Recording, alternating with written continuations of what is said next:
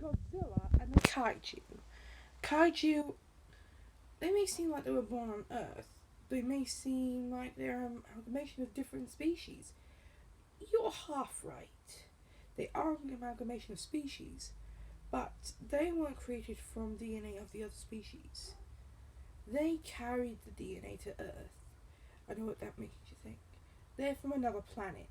A completely different parallel universe, perhaps, but they're practically as old as this universe.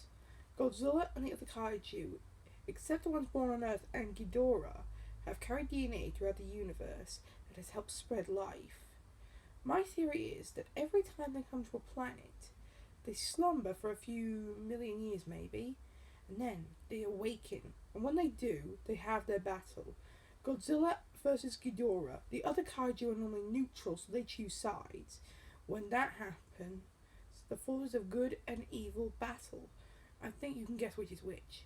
As for reference, Godzilla is the incarnation of good, Ghidorah is the incarnation of evil. The two of them have battled for billions of years. It's impossible to know if they'll ever win, except if you've watched the new Godzilla movie, obviously. Now, over time, some of the kaiju have, well, changed. There's Destroyer, he's certainly changed. Instead of him being neutral, he's sworn complete loyalty to, well, Ghidorah. Destroyer is probably one of the most dangerous kaiju alive, seeing as he's nearly as powerful as Godzilla, seeing as he took him down once before. Not like, more like just, knocked him down a bit. Point is, if the kaiju change sides like that, it's impossible to know if they'll ever choose Godzilla as their real leader. And if they do, let's just think about that for a minute. If they chose Godzilla as their one true leader, imagine that. No more Ghidorah. Kaiju could roam the universe, spreading their DNA. Now, when I bring that up, I'm going to bring this little fact into line. Ghidorah's DNA is very different. If anyone, I mean anything that is alive, gets hit with some of Ghidorah's DNA, his blood, scales, something like that, they will die. His DNA is toxic to anything alive. That's why his DNA causes barren planets. Very nasty.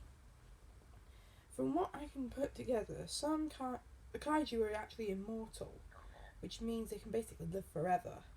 But they are not invincible. They may be immortal, but they're not invulnerable. It does mean that eventually maybe Godzilla can kill Ghidorah.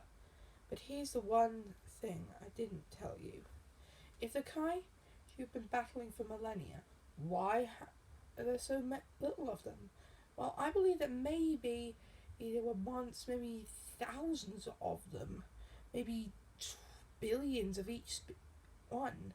And then maybe only Godzilla and the main kaiju are immortal, and maybe the main kaiju are indestructible. Well, but the others weren't, so they got wiped out. Now, back to the topic. If they've been wandering from planet to planet for billions and billions of years, imagine each time you land on a planet, you would want to rest for quite a while. So that's what they do. They slumber, they charge, and then they attack. My guess is that something disturbed Godzilla and the other kaiju in their slumber. Rodan and Mothra, Godzilla, once Ghidorah. But the point is, these kaiju, they're actually not. Well, the neutral ones in Godzilla, they're not evil. Ghidorah and Destroyer are. The problem is that, well, over millennia, I'm guessing some of the kaiju have chosen sides. Mothra, Rodan, and then several other kaiju have chosen to fight alongside Godzilla, whereas Destroyer has chosen to fight alongside Ghidorah. Very dangerous, if you ask me. Sometimes people have said that King Kong could probably take on Ghidorah. Honestly, I want you to weigh in for a minute. Do you really think a monkey stands much a chance against the golden demise? That's a popular topic that people like to refer to Ghidorah to, seeing as he's golden. and it destroys things. Point is, if King Kong could take out Ghidorah, why doesn't he? And here's one thing. They also say, oh, I don't know, Kong could take out Godzilla. I'm going to point out several things Godzilla can do that King Kong can't. Godzilla's heat ray, every time he fires it, he grows a percentage of how far it goes. He sheds his scales and grows a bit. And every time he does that, his heat ray grows even stronger. And the more he fires the heat ray, the more powerful it becomes. And if anyone has seen the movies on Netflix of Godzilla, like Godzilla Planet Eater, something like that, Godzilla definitely does have a shield under his skin. Just that far underneath his skin is an electrical shield.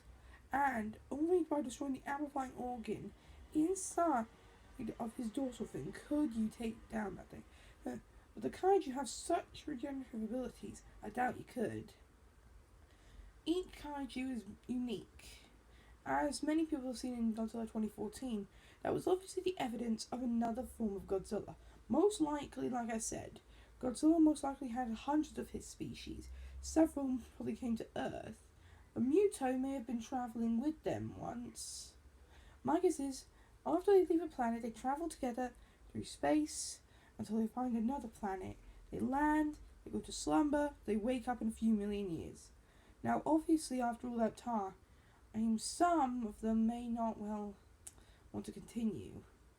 They're all obviously immortal, but I'm guessing only them in kaiju, the first of them, are indestructible. But I'd like to wonder this one question. If the kaiju have been battling for so long, how do they find the strength to go on?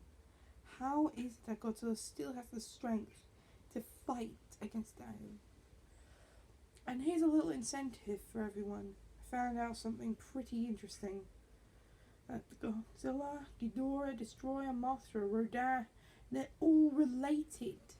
They're all family. They're one race of kaiju. They may look very different and have different DNA. And they are, some are younger, some are older, but the point is, the kaiju were born together.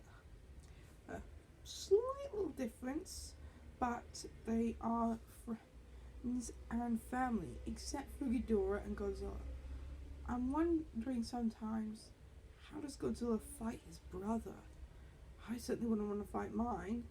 So ask yourself this. Would you want to fight your brother for billions and billions of years with no end in sight? I know I wouldn't. So, that's all from me today. This is the Troll Hunter, signing off. So long, guys. Don't forget to like and subscribe.